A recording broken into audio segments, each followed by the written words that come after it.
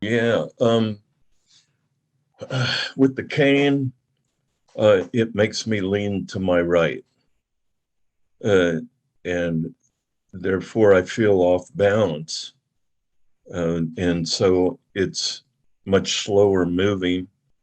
I don't feel the confidence to take off like I do with the poles. Once I have the poles in my hands and it's makes me stand straight up, and I just feel like I can't fall.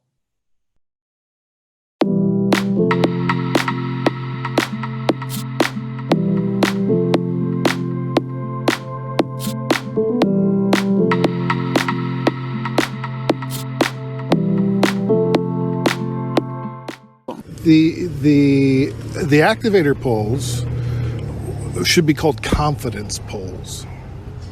I love that. Because it really is for at least for me, it's what gives me the confidence to go into a crowd, to go through an airport, to go on a hike, to take a longer walk. Yeah. Like it gives me enough certainty to say yes.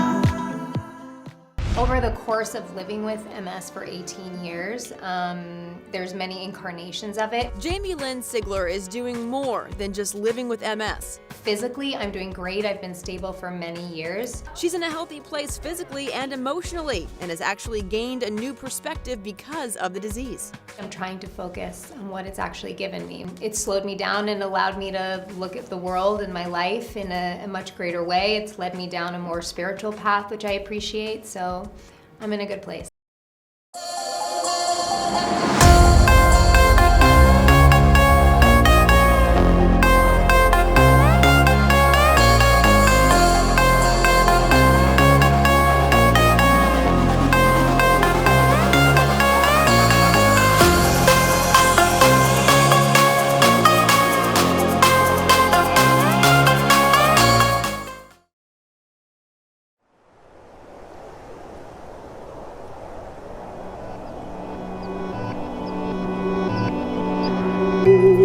The Rockies have a unique, wild environment that you can put yourself into anywhere you go, from the valley bottoms right to the summits. And it kind of makes you feel like you're part of nature. Mm-hmm. I think that's kind of the essence of why we travel to these unique places and into the mountains, because we want to feel, have that wilderness experience.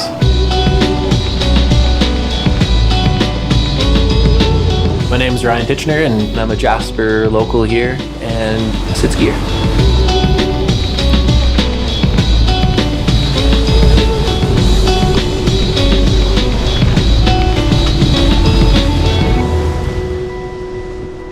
Jasper's unique. Like when you travel around to other mountainous towns, you start to realize that, Jasper's kind of the ideal mountain town, and it gives you the opportunity to be able to get out into the mountains and do anything you want.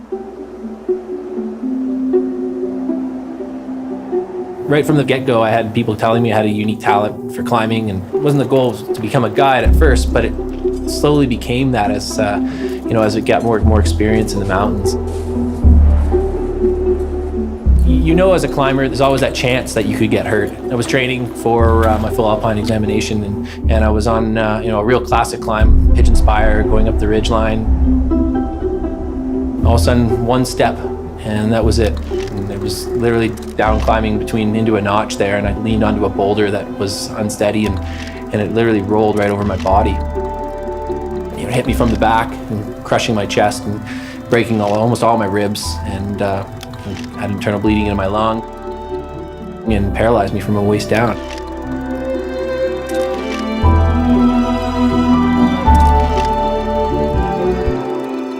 It's really frustrating when you never know how strong you're going to get, but you work at it every single day in order to hopes that you can, one day walk again. In the mountains, in one way, I felt a little disconnected at first. Maybe that's a little bit of motivation right there, because I had such a deep connection with the mountains. I literally climbed every day.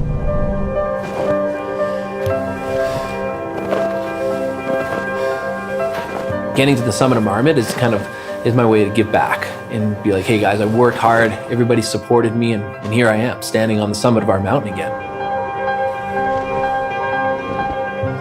I feel like every step I make has been literally hundreds, if not thousands of hours of physio, and it's going to mean something.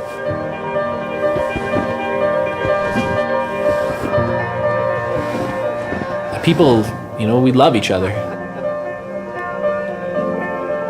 And when people get hurt, the human spirit is resilient. If I ever felt alone on this planet, I will never feel it again.